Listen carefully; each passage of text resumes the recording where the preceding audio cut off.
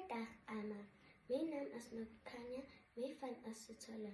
Ek is in graad 5 in John Michel Primêre Skool. Die naam van die boek is Die Leopardboek, geskryf deur Marilatti en Sonja Goos. Die naam van die storie is Die 12 Paarklompies. Lang gelede in Holland, 'n land ver hier vandaan, had 'n boer en sy vrou en sy 12 kindertjies gewoon. Hulle was baie gelukkig. Die 12 kindertjies het elke dag lekker met mekaar gespeel. So gans kruip die kinders uit die groot bed wat soos 'n kas in die muur ingebou is. Dan bid hulle, trek aan en gaan eet ontbijt. Daarna kry elkeen sy pakkie met brood vir die skool. By die deur staan daar 12 paar skoon klompies netjies in 'n ry. Elke dag trek die 12 kindertjies hulle klompe aan en stap. Klik, klak, skool toe.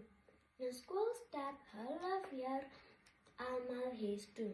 Hulle speel buite totdat dit tyd is om te eet en te gaan slaap.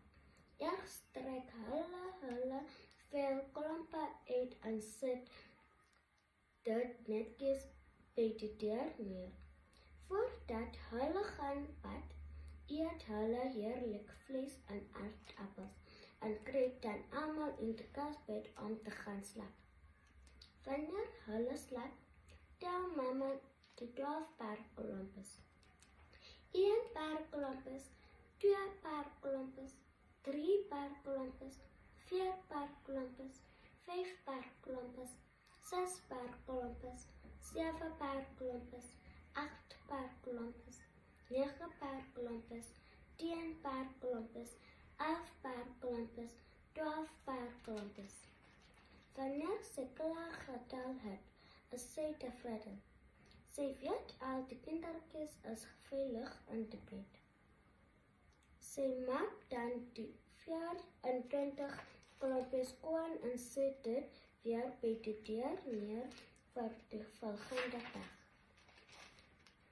Op 'n dag, toe die kinders nog slaap, tel sy weer die skoonkies.